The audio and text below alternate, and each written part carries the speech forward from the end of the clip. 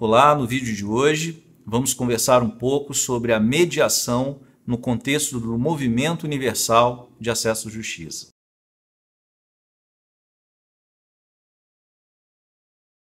Como que a mediação se insere no contexto desse movimento? Aonde que esse movimento surge? Com quais objetivos? Quais foram os efeitos produzidos por esse movimento e como eles reverberam hoje ainda no contexto do Brasil? Bem, para a gente responder essas perguntas, antes é preciso definir, mostrar um pouco, falar um pouco para vocês sobre o que foi esse Movimento Universal de Acesso à Justiça.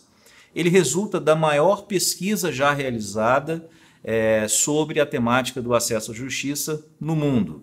Uma pesquisa realizada em meados da década de 60, na cidade italiana de Florença, presidida por Mauro Capelletti. Mauro Capelletti, aí, para aqueles que se dedicam ao estudo da temática do acesso à justiça, eu coloco aqui como condição de referência de estudo obrigatório para os pesquisadores. Quais foram os méritos de Mauro Capelletti, da pesquisa realizada e por que ela se tornou uma referência global? Eu atribuo esse sucesso e essa condição referencial especialmente ao rigor metodológico utilizado por esses pesquisadores. Pesquisa essa que foi uma pesquisa interdisciplinar. Envolveu profissionais não só do direito, profissionais de outras áreas, não se restringiu ao âmbito de Florença, da Itália, foi uma pesquisa que considerou dados de uma série de outros países do globo. Voltando à questão metodológica, a pesquisa ela se desenvolve basicamente em 3 etapas de desenvolvimento. No primeiro momento, os pesquisadores se dedicaram a levantar entraves à efetivação do direito fundamental de acesso à justiça em diversos países do globo. Identificar não só esses entraves, mas buscar compreender as suas causas e os efeitos por eles produzidos. O segundo movimento foi de classificar esses entraves em 3 naturezas: a categoria dos obstáculos econômicos, dos obstáculos organizacionais e dos obstáculos processuais.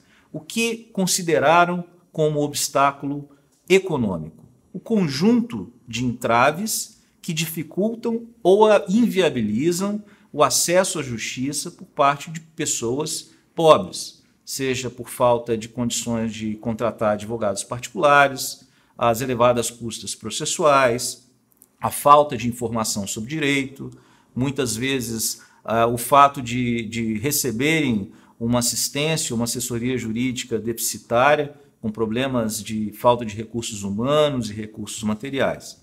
Bem, com relação aos obstáculos organizacionais, o que compreende esse grupo?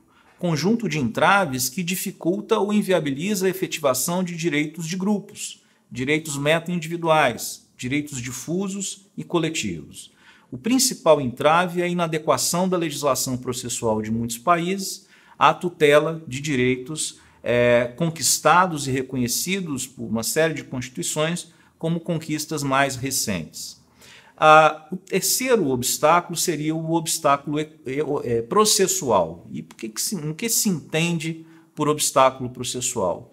Todo o conjunto de entraves que impede ou que vem a dificultar ao processo cumprir os seus escopos social, jurídico e político. Eu poderia citar a morosidade, a falta de recursos, muitas vezes financeiros, investimentos em tecnologia nos tribunais, o formalismo exagerado, o volume de processos que não pode ser administrado pelos tribunais. Tudo isso prejudica o cumprimento dos objetivos fundamentais do processo, que é de pacificar conflito, de servir como instrumento de aplicação da lei ao caso concreto e também um instrumento de exercício da cidadania. Então, portanto, um escopo político também aí inserido. Bem, o terceiro movimento dentro dessa pesquisa foi, depois de identificar os entraves, de classificá-los, identificar medidas de combate a cada um desses entraves identificados e também fazer a proposição de medidas de superação de cada um deles. Ao conjunto de medidas de combate dos obstáculos de natureza econômica, deu-se o nome de primeira onda do Movimento Universal de Acesso à Justiça. As medidas de combate ao obstáculo organizacional, a segunda onda. E aos obstáculos processuais, a terceira onda. E aonde que a mediação entra nesse contexto? Ela entra no que tipo de medida vinha sendo tomada e ainda vem sendo tomada no contexto desse movimento que surge com essa pesquisa.